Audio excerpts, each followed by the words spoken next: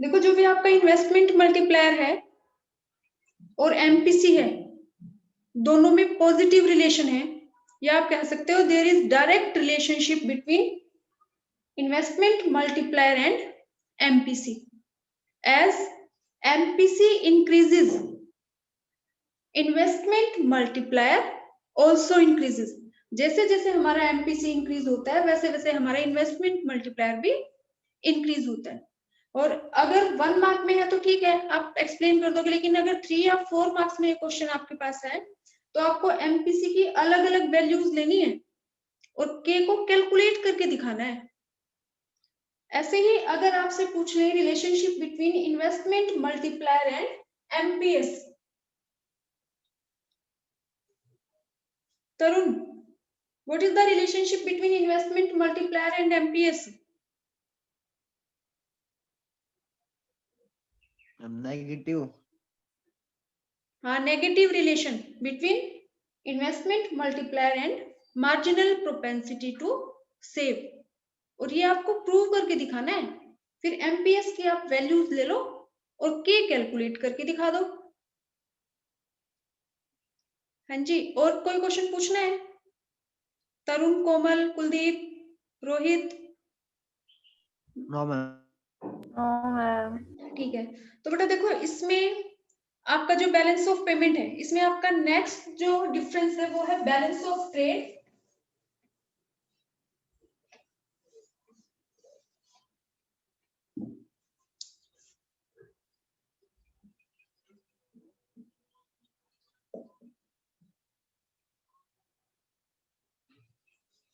Difference between balance of trade and current account of BOP.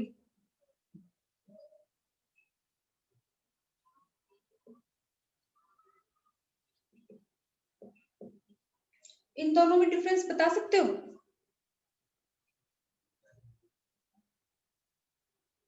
Kuldeep, बेटा दोनों में कोई डिफरेंस करंट बता सकते अकाउंट हो? में तो विजिबल और इनविजिबल दोनों होते हैं और बैलेंस ऑफ ट्रेड में सिर्फ हाँ ठीक है, विजिबल जो हमारा ट्रेड. बैलेंस ऑफ ट्रेड है उसमें तो हम क्या इंक्लूड करेंगे? सिर्फ विजिबल ट्रेड. और जो हमारा करंट अकाउंट ऑफ बीओपी है इसमें हम क्या इंक्लूड करेंगे? विजिबल प्लस में इनविजिबल. विजिबल ट्रेड और इनविजिबल दोनों को हम इंक्लूड करेंगे किसमें? Current account of BOP. दूसरा डिफरेंस, एकता, निकिता, ममता?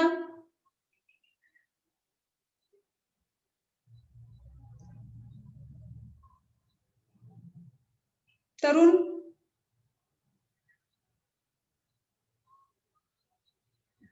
प्रिया, कोमल? एक तो विजिबल, ये जो बैलेंस ऑफ ट्रेड है it includes only visible trade. जो करंट अकाउंट है ये दोनों को इंक्लूड करता है, विजिबल और इनविजिबल ट्रेड. इसके अलावा आप क्या बताओगे? कंपोनेंट्स बता दो इनके, कि जो आपका बैलेंस ऑफ ट्रेड है इसमें हम क्या इंक्लूड करते हैं? सिर्फ और सिर्फ export and import of goods only. और जो करंट अकाउंट ऑफ बीओपी है इसमें हम क्या इंक्लूड करते हैं? Export import of goods plus में एक्सपोर्ट इंपोर्ट ऑफ सर्विसेज और export import of current transfer.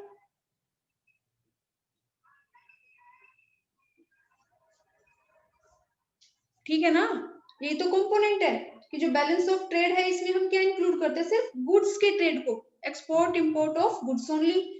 और जो करंट अकाउंट ऑफ बीओपी है इसके कंपोनेंट बता दो कि export import of goods, export import of services और export import of current transfer.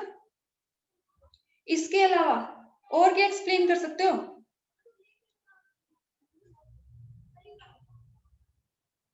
अब एक बात बताओ, मूवमेंट ऑफ गुड्स, यानी कि जब कोई भी हम गुड्स का इंपोर्ट करेंगे तो गुड्स का मूवमेंट होगा या नहीं होगा? हाँ या ना?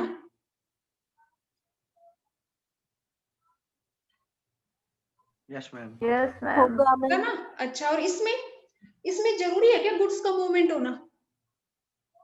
जो आपका करंट अकाउंट, इसमें एक कंपोनेंट है, जरूरी नहीं है मैम। नहीं है ना? तो इसमें आप यही लिख सकते हो कि इसमें जो मूवमेंट ऑफ गुड्स मे और मे नोट, यानी कि हो भी सकता है और नहीं भी हो सकता, क्योंकि गुड्स का जो मूवमेंट होगा वो तो सिर्फ इसमें होगा फर्स्ट में, बाकी में तो गुड्स का मूवमेंट नहीं है ना। किसका मूवमेंट है? फॉरेन एक्सचेंज का, कि सिर्फ फॉरेन करेंसी जाएगी या फॉरेन करेंसी आएगी। तो आप ये एक थर्ड पॉइंट ये एक्सप्लेन कर सकते हैं कि जो बैलेंस ऑफ ट्रेड है, इसमें तो गुड्स का मूवमेंट होगा ही होगा, और इसमें मे बी और मे नॉट बी। इसके अलावा और कुछ बता सकते हो? कोमल, नितिका, तरुण? जरूरी नहीं है जो बुक में गिवन है वही करना है, आपने ये टॉपिक पूरे पूरे पढ़े हैं। इसमें से ये बता दो, नैरो कॉन्सेप्ट कौन सी और वाइडर कॉन्सेप्ट कौन सी है? नैरो तो balance balance of trade balance narrow of है। ट्रेड नैरो वाइडर है कॉन्सेप्ट है। करंट क्यों? अकाउंट। क्योंकि it is only A part of current account of BOP, और जो आपका करंट अकाउंट ऑफ बीओपी है ये क्या है? वाइडर कॉन्सेप्ट है। क्यों? क्योंकि ये बैलेंस ऑफ ट्रेड को इंक्लूड करता है। आ गया? या फिर से एक्सप्लेन करूं? तरुण, प्रिया, बेटा किसी को कंफ्यूजन है तो पूछ लो। हाँ जी, मैम दोबारा बता दो एक बार। देखो, बैलेंस ऑफ ट्रेड है, पहले तो आप ये बता दो कि जो बैलेंस ऑफ ट्रेड मतलब सिर्फ विजिबल ट्रेड को हम इसमें इंक्लूड करते हैं। Balance of trade includes only visible trade. Current account of BOP includes visible plus में invisible trade. Second difference, balance of trade में हम क्या इंक्लूड करते हैं? सिर्फ export minus import of goods only. सिर्फ जो गुड्स हैं, यानी कि things which can be seen and touched are traded only, यानी कि सिर्फ जो गुड्स का एक्सपोर्ट और इंपोर्ट है उसी को इंक्लूड करते हैं। कंपोनेंट लगा लो एक तरह से कि जो बैलेंस ऑफ ट्रेड है उसके कंपोनेंट क्या हो गए? सिर्फ गुड्स है, गुड्स का एक्सपोर्ट और गुड्स का इंपोर्ट। और जो आपका करंट अकाउंट ऑफ बीओपी है, इसके कंपोनेंट कौन से हो गए?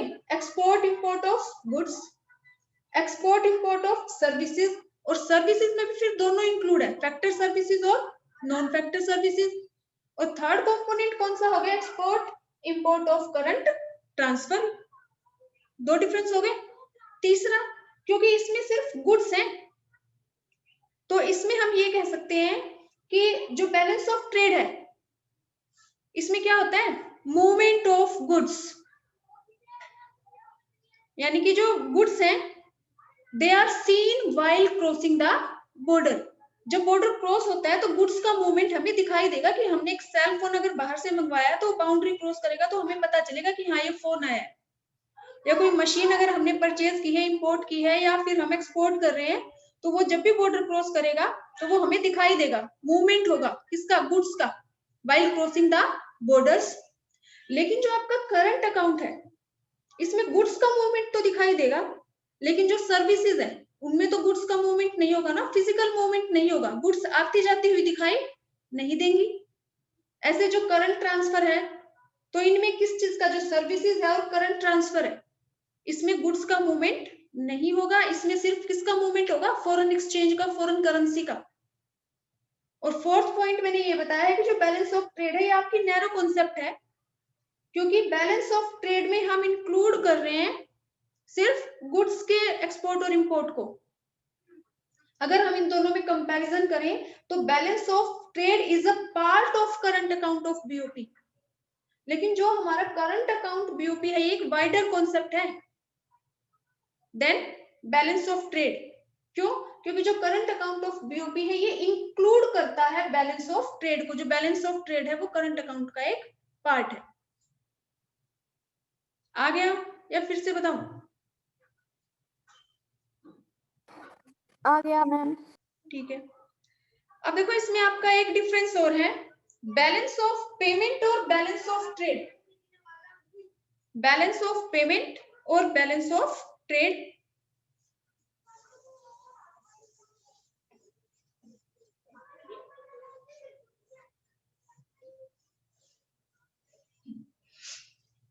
अच्छा, ये डिफरेंस बताने से पहले एक बात और सुनो आप। देखो, जो भी हमारा, मान लो हम कहीं बाहर घूमने जा रहे हैं, या बाहर वाले हमारे इंडिया में यहाँ पे जो टूरिस्ट हैं, जो विजिटर्स हैं, तो जो हम डायरेक्ट परचेज करते हैं, या तो हम किसी दूसरी कंट्री में जाके फॉरेन डायरेक्ट परचेज कर रहे हैं, या जो फॉरेन विजिटर्स हैं वो हमारे यहाँ पे आके जो डायरेक्ट परचेज कर रहे हैं, they are not a part of export and import, they are not included in visible trade. ध्यान रखना इस बात का कि अगर हम कहीं दूसरी कंट्री में जा रहे हैं और डायरेक्ट वहां पे हम अपनी शॉपिंग कर रहे हैं, कोई चीज परचेज कर रहे हैं, तो उसको हम विजिबल ट्रेड यानी कि बैलेंस ऑफ ट्रेड में इंक्लूड नहीं करेंगे, उसको हम इंक्लूड करेंगे इनविजिबल में। ये बात ध्यान रखनी है कि 1 नंबर का क्वेश्चन अगर कहीं कोई पूछ ले तो ये मत सोच लेना कि हमने वहां जाके डायरेक्ट परचेज किया, तो ये हमारी इंपोर्ट का पार्ट है। अगर कोई भी विजिटर हमारे यहाँ पे आके अगर कोई डायरेक्ट परचेज कर रहा है तो हम उसको एक्सपोर्ट में इंक्लूड नहीं करेंगे। Direct purchase is not included in visible trade, it is included in invisible trade. इस बात का ध्यान रखना।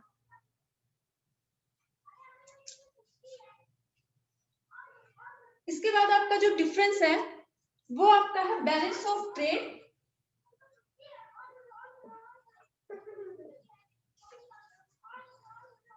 और बैलेंस ऑफ पेमेंट, बीओपी। इसमें कोई डिफरेंस बता सकते हो? प्रिया, कुलदीप? Yes ma'am. हाँ, बताना प्रिया, क्या डिफरेंस लिखूं इसमें मैं, क्या एक्सप्लेन करोगे आप?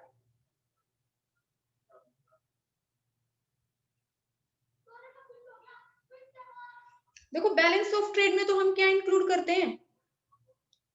सिर्फ विजिबल ट्रेड को। और बीओपी में आप क्या इंक्लूड करोगे प्रिया? जो भी हमारा विजिबल ट्रेड है वो तो है ही है, उसके साथ इनविजिबल ट्रेड, और उसके साथ जो भी आपके करंट अकाउंट की जो भी आइटम्स है उन सबको हम किस में इंक्लूड करते हैं? बीओपी में। ठीक है प्रिया? एक तो हम ये बता देंगे कि जो बैलेंस ऑफ ट्रेड है इसमें हम किसको इंक्लूड करते हैं? सिर्फ विजिबल ट्रेड को।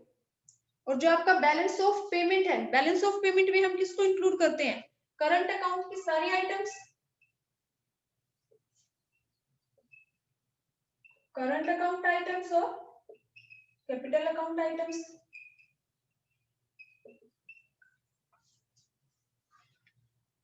उसके बाद दूसरा डिफरेंस कौन बताएगा? कोमल, निकिता, तरुण? कंपोनेंट। कंपोनेंट बता दोगे? ठीक है। बैलेंस ऑफ ट्रेड के कंपोनेंट कौन से हैं? इसमें तो हमारा सिर्फ एक्सपोर्ट इंपोर्ट ऑफ गुड्स है। और जो हमारा बैलेंस ऑफ पेमेंट है इसमें क्या है? इसमें तो हम सबको इंक्लूड करेंगे, export import of goods. Visible और इनविजिबल तो हाँ, विजिबल और इनविजिबल दोनों। Export import of goods, services, current transfer, borrowing, foreign investment component लिख दो। इसमें मूवमेंट होगा गुड्स का while crossing the border, yes ma'am. है ना? और बीओपी में, यस मैम, बीओपी में नो मैम। मूवमेंट होगा भी और जरूरी नहीं होगा मैम, दोनों लिखेंगे ना फिर, मे होगा भी भी और और नहीं भी मे होगा। नॉट भी। क्योंकि इसमें, क्योंकि goods, export import of goods भी इंक्लूड है, तो इसमें मूवमेंट इसमें तो होगा और बाकी जो ट्रांजैक्शन है उनमें नहीं होगा। इसके अलावा कैलकुलेट करने का फॉर्मूला भी लिख सकते हो आप, इक्वेशन, कि जो हमारा बैलेंस ऑफ ट्रेड है ये तो क्या है? एक्सपोर्ट माइनस इंपोर्ट है। और बीओपी हम कैसे कैलकुलेट करते हैं? करंट अकाउंट बैलेंस प्लस में कैपिटल अकाउंट बैलेंस। ठीक है? जो हमारा बैलेंस ऑफ ट्रेड है ये क्या है? नैरो कॉन्सेप्ट है, क्योंकि ये पार्ट है किसका? बीओपी का। और जो हमारा बीओपी है ये क्या है? वाइडर कॉन्सेप्ट है। क्यों? क्योंकि जो हमारा बैलेंस ऑफ ट्रेड है ये इसी का एक पार्ट है। फिर से एक्सप्लेन करूं? काश, तरुण? मैम दोबारा बताना ये point.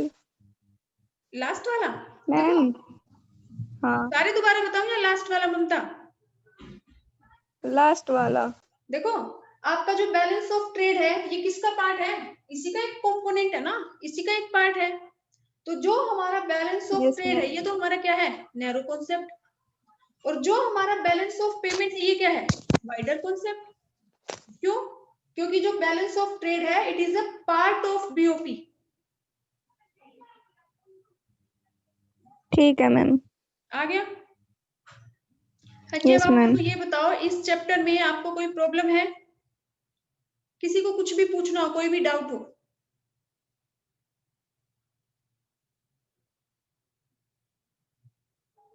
Komal, Nitika, Tarun, Harsh,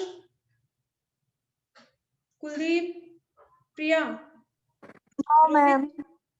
balance of payment वाला चैप्टर कर लोगे ना?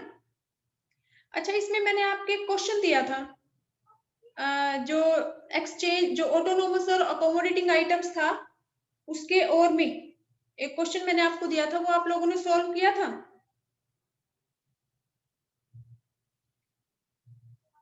हाँ या ना? Yes ma'am. कौन सा क्वेश्चन था निकिता वो? कौन सा मैम? कौन सा क्वेश्चन था वो?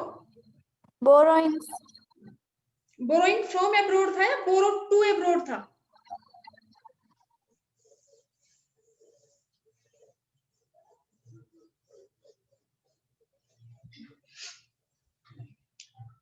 ये जो क्वेश्चन मैंने आपके पेपर में दिया था, ये आप मेरे को अपनी नोटबुक में आंसर बताना। मान लो ये है कि Indian investors borrow from abroad.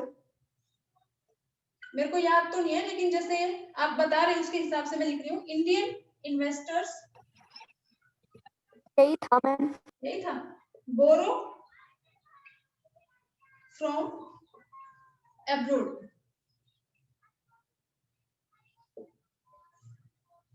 इन विच सब अकाउंट, इन विच सब अकाउंट और which side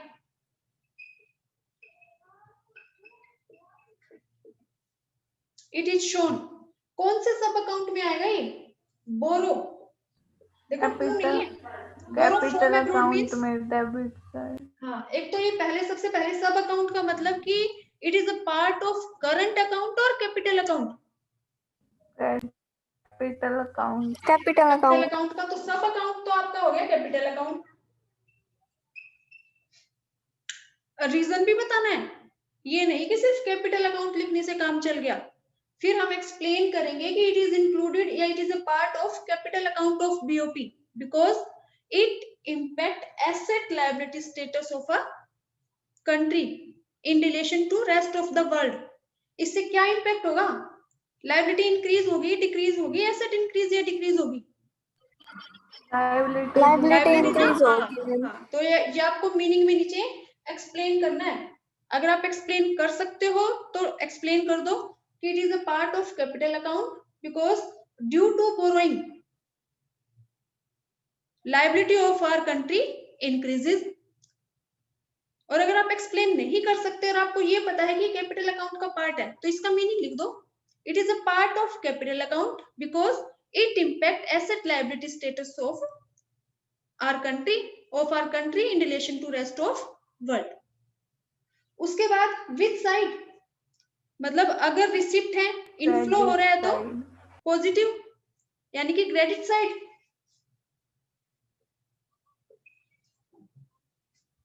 is it correct Tarun, Kuldeep? Credit side और डेबिट साइड?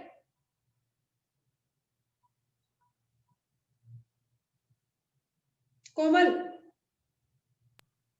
डेबिट आएगा मैम। डेबिट आएगा। बोरो फ्रॉम अब्रॉड है, क्रेडिट। फॉरेन एक्सचेंज हमारी कंट्री में इनफ्लो हो रहा है, इनफ्लो मतलब receipt, and receipts are shown on credit side. Tarun, अगर इसकी जगह ये होता कि इन बोरो टू अब्रॉड तो इट मींस कि हम उधार दे रहे हैं, लैंडिंग अब्रॉड या बोरो टू अब्रॉड, तो वो फिर आपका डेबिट साइड आता क्योंकि फॉरेन करेंसी का आउटफ्लो है यानी कि जा रहा है, हमारे पास से जा रहा है, तो डेबिट साइड या फिर नेगेटिव आइटम। अब ये रिसिप्ट है तो क्रेडिट साइड और या फिर हम कहेंगे प्लस आइटम। ठीक है तरुण। अब इसका सेकंड पार्ट क्या था? Yes ma'am. कि जो बोरोइंग फ्रॉम अब्रॉड है, इसका इक्विलिब्रियम एक्सचेंज रेट पे क्या इंपैक्ट होगा? आप ये डायग्राम बना लो। ये हमारा है एक्सचेंज रेट, ये हमारा है demand and supply of foreign currency. Diagram दिख रहा है? No ma'am. नहीं दिख रहा? यहाँ देख लो।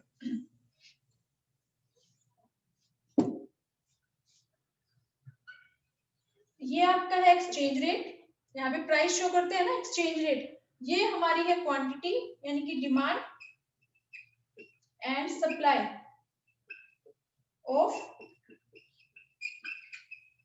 Foreign exchange. ये हमारा नेगेटिव स्लोप होता है डिमांड कर्व का, और ये हमारा पॉजिटिव स्लोप है supply curve of foreign exchange. ये जहां पे कट करेगा वो हमारा क्या है?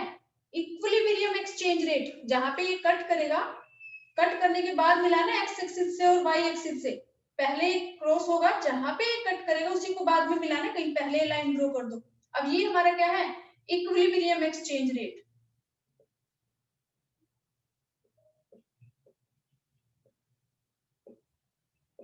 अब मेरे को ये बता दो कि Indian investors borrow from abroad, तो हमारे यहाँ पे इनफ्लो हुआ है फॉरेन एक्सचेंज का, फॉरेन करेंसी का। तो सप्लाई पे इंपैक्ट शो करूं या डिमांड पे? किसका कंपोनेंट है तरुण? सप्लाई। सप्लाई का ना, क्योंकि मैंने आपको पहले भी एक्सप्लेन किया था कि अगर फॉरेन एक्सचेंज हमारी कंट्री में आ रहा है, इनफ्लो है, तो इट मींस सप्लाई का कंपोनेंट है।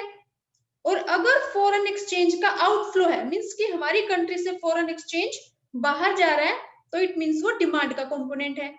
तो जब हम बोरो करेंगे फॉरेन से, तो हमारे यहाँ पे इनफ्लो होगा, फॉरेन करेंसी हमारे यहाँ पे आएगी, तो it means it is a part of supply.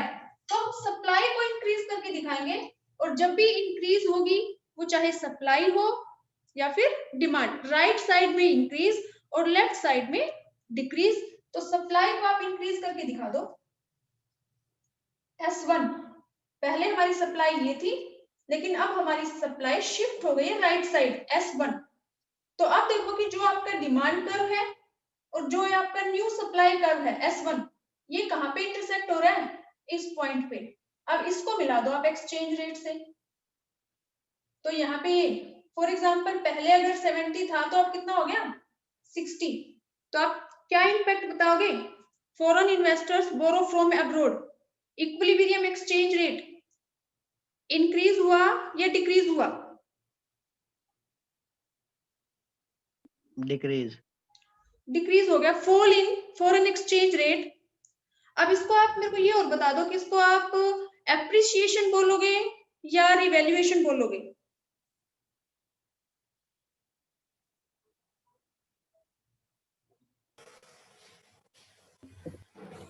Appreciation. Very good, appreciation of domestic currency. अब साथ साथ एक क्वेश्चन का आंसर और दे दो कि इसका हमारे एक्सपोर्ट पे क्या इंपैक्ट होगा? अगर हमारा जो फॉरेन एक्सचेंज रेट है फॉल्स फ्रॉम 70 टू, एक्सपोर्ट्स कम हो जाएंगी मैम। एक्सपोर्ट कम होंगे। रीजन निकिता? जो फॉरेनर्स थे उनको अब $1 के बदले ज्यादा रुपए पे करने पड़ेंगे। Very good. जो फॉरेनर्स हैं उनको पहले $1 के बदले में 70 रुपीज का सामान मिल रहा था, और अब उनको उसी $1 के बदले में 60 रुपीज का सामान मिलेगा। तो इट मींस फॉरेनर को लॉस होगा। तो जो हमारे एक्सपोर्ट है वो हमारे डिक्रीज हो जाएंगे, और जो हमारे इंपोर्ट है वो हमारे इंक्रीज हो जाएंगे, क्योंकि हम इंडियंस को फायदा हो रहा है।